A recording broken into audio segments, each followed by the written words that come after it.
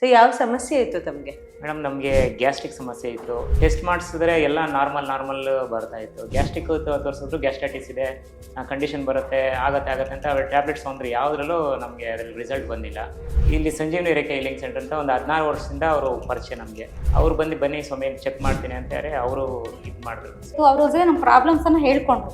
ಆಗ ನಾನು ಇಲ್ಲಿಗೆ ಒಂದ್ಸಲಿ ಬನ್ನಿ ಸ್ವಾಮಿಗಳೇ ಒಂದ್ಸಲಿ ವಿಸಿಟ್ ಮಾಡಿ ಏನಾಗಿದೆ ನೋಡೋಣ ಅಂತ ನಾನು ಕರೆದೆ.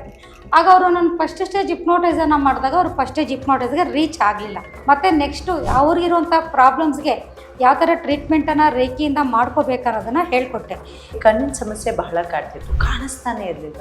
ಬಟ್ ಆದ್ರೀಗ ಯಾವ ಸರ್ಜರಿನೂ ಇಲ್ದಿರ ಈ ಮಟ್ಟಿಗೆ ನಾನು ಚೇತರಿಸ್ಕೋತೀನಿ ಅಂತ ನಾನು ಅಂದ್ಕೊಂಡೇ ಇರಲಿಲ್ಲ. ಬಟ್ ರಿಸಲ್ಟ್ ನನ್ನದಾಗಿದೆ ಅಂತ ಮಾತಾಡ್ತಿದ್ದಾರೆ. ನನಗೆ ಕಣ್ಣಿಂದು ತುಂಬ ಸಮಸ್ಯೆ ಆಗಿತ್ತು.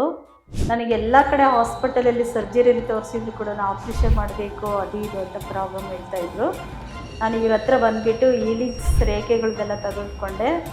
ಈಗ ಒಂದು 35% ನನಗೆ ವರ್ಕ್ ಆಗಿದೆ ಮೇಡಮ್. ಭಾಳ ಪ್ರಾಬ್ಲಮ್ ಇತ್ತು. ಬನ್ನಿ ಮೇಡಮ್, ರಾಧಾ ಅವರ ಸಮಸ್ಯೆ ಕಣ್ ಕಾಣಿಸ್ತಿಲ್ಲ, ದೃಷ್ಟಿ ಪ್ರಾಬ್ಲಮ್ ಇದೆ ಅಂತ ತಮ್ಮ ಹತ್ರ ಬಂದ್ವು. ಸೊ ಬಂದಾಕ್ಷಣ ಯಾವ ರೀತಿಯಾದಂಥ ಟ್ರೀಟ್ಮೆಂಟಿಂದ ತಾವು ಸ್ಟಾರ್ಟ್ ಮಾಡಿದ್ರಿ? ಕರೆದು ನಾನು ಇವ್ರಿಗೆ ಹಿಪ್ನೋಟೈಸನ್ನು ಮಾಡಿದಾಗ ಇವರು ಕರೆಕ್ಟಾಗಿ ಹಿಪ್ನೋಟೈಸ್ ಸ್ಟೇಜ್ಗೆ ಇವರು ರೀಚ್ ಆದರು. ಆ ಮಗುವಿನ ಒಂದು ಸಬ್ಕಾನ್ಷಿಯಸ್ ಮೈಂಡು ಇವರು ಸಬ್ಕಾನ್ಷಿಯಸ್ ಮೈಂಡ್ಗೆ ಕನೆಕ್ಟ್ ಆಗಿತ್ತು. ಬೇರೆ ಏನೋ ಒಂದು ಇದೆ ಅಂತ ಬಂದರೆ ಅದು ಖಂಡಿತ ರೇಖೆ ವಿದ್ಯೆ ಆಗಿರುತ್ತೆ. ರೇಖೆ ಮತ್ತು ಹಿಪ್ನೋಟೈಸನ್ನು ಕಲ್ತ್ಕೊಳ್ಳಿ, ನಿಮ್ಮ ಪ್ರತಿಯೊಂದು ದೊಡ್ಡ ಸಮಸ್ಯೆಗಳನ್ನು ಕ್ಲಿಯರ್ ಮಾಡ್ಕೊಳ್ಳಿ ಅಂತ ಹೇಳ್ತಾ ಇದ್ದೀನಿ. ಕಿಡ್ನಿ ಹತ್ರ ಬ್ಯಾಕ್ ಪೇನ್ ಎಲ್ಲ ಬರ್ತಿದೆ ಅಂತ ಡಾಕ್ಟರ್ ಹತ್ರ ಹೋಗ್ತಾರೆ, ಆಯಿತು ಅಂತ ಟ್ರೀಟ್ಮೆಂಟ್ ತಗೊಳ್ತಾರೆ. ಚೆಕ್ ಮಾಡಿದಾಗ ಲೆಫ್ಟ್ ಚೆನ್ನಾಗಿದೆ, ರೈಟ್ ಪ್ರಾಬ್ಲಮ್ ಇದೆ ಅಂತ ಡಾಕ್ಟರ್ಗೆ ಕನ್ಫ್ಯೂಸ್ ಮಾಡಿತ್ತಂತೆ ಇವರಲ್ಲಿರುವಂತಹ ಕಿಡ್ನಿಯ ಸಮಸ್ಯೆ.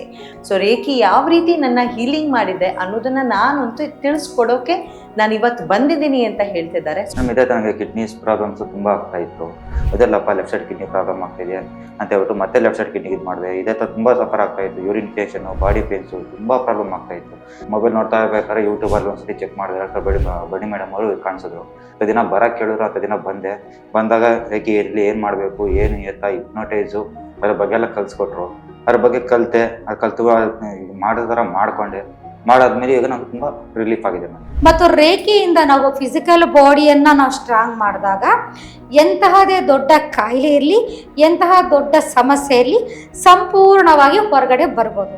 ಒಮ್ಮೆ ಭೇಟಿ ಕೊಡಿ ಸಂಜೀವಿನಿ ರೇಖೆ ಹೀಲಿಂಗ್ ಸೆಂಟರ್, ಡಾಕ್ಟರ್ ವಿ ಭರಣಿ ರಾಜು.